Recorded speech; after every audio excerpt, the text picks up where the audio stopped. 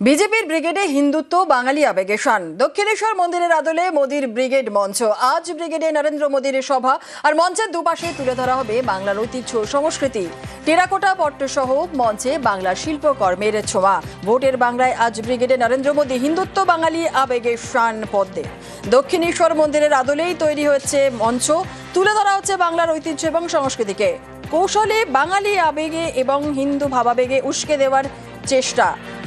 Terracotta পটশিল্প সহ বাংলার শিল্পকর্মের ছোঁয়া থাকছে এই মঞ্চে।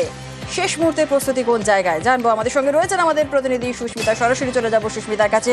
সুস্মিতার শেষ মুহূর্তের প্রস্তুতি কি ছবি এখন ব্রিগেডে?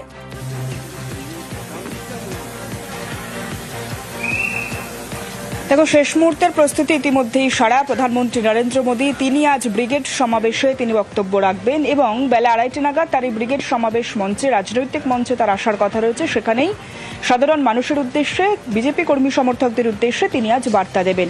ব্রিগেড মঞ্চ আগামী নির্বাচনের আগে অত্যন্ত গুরুত্বপূর্ণ। আজকের মঞ্চ অন্তত ভিজুয়ালি সেটাই প্রমাণ করছে। তার কারণ ব্রিগেড মঞ্চে এবার সম্পূর্ণ দক্ষিণেশ্বরের মা কালীর যে মন্দির, সেই মন্দিরকে ফুটিয়ে তোলা হয়েছে। আমরা শ্রমিক ভট্টাচার্যের যে সভাপতিত্ব, সেই সভাপতিত্বের শুরুর সময়, অর্থাৎ শ্রমিক ভট্টাচার্য যেদিন রাজ্য সভাপতির পদে তার দায়িত্ব গ্রহণ করেন, সেদিনও দেখা গিয়েছিল শ্রমিক ভট্টাচার্যের শপথ মঞ্চের পেছনেই ছিল দক্ষিণেশ্বরের কালীমাতার মূর্তি এবং শ্রমিক ভট্টাচার্যের হাতে তুলে দেওয়া হয়েছিল দক্ষিণেশ্বরের কালীমাতার পটচিত্র। এবং আজকের এই মঞ্চে, সেখানে মঞ্চের পিছনের ব্যাকগ্রাউন্ড সম্পূর্ণ দক্ষিণেশ্বরের কালী মন্দিরের আদলেই তৈরি করা হয়েছে এবং সেখানে হিন্দুত্ব ইস্যুতে শান দিচ্ছে বিজেপি। এই জল্পনা যেমন উঠছে, ঠিক তেমনই ব্রিগেড মঞ্চের ডান দিকে রয়েছে দক্ষিণবঙ্গের বাংলার ঐতিহ্য, তার যে চিত্র, সেই চিত্র, এবং ব্রিগেড মঞ্চের বাঁ দিকে রয়েছে উত্তরবঙ্গ, রাঢ়বঙ্গের বাংলার যে ছবি।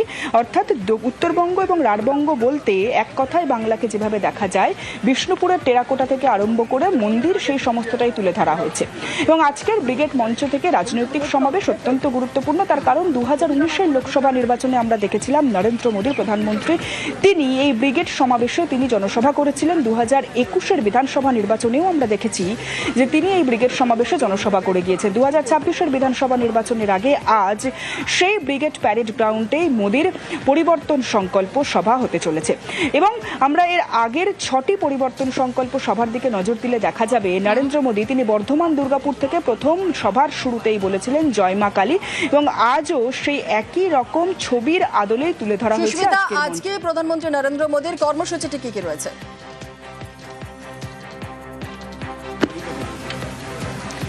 আজ প্রধানমন্ত্রী নরেন্দ্র মোদী তিনি বেলা 1:30 নাগাদ কলকাতা বিমানবন্দরে অবতরণ করবেন এবং তারপরেই সেখান থেকেই সরাসরি চলে আসবেন তিনি হেলিপ্যাড গ্রাউন্ডে। ব্রিগেড মঞ্চের পাশেই রয়েছে হেলিপ্যাড গ্রাউন্ড এবং সেখান থেকেই তিনি চলে যাবেন হেলিপ্যাড গ্রাউন্ডে। সেখান থেকে তিনি বাই রোড আসবেন এই ব্রিগেড প্যারেড গ্রাউন্ড মঞ্চে। সেখানে জনসভা যেমন করবেন, রাজনৈতিক কর্মসূচির পাশেই রয়েছে প্রশাসনিক মঞ্চ, যে প্রশাসনিক মঞ্চ থেকে আজ তিনি সরকারি প্রকল্পের উদ্বোধন এবং শিলান্যাস করবেন।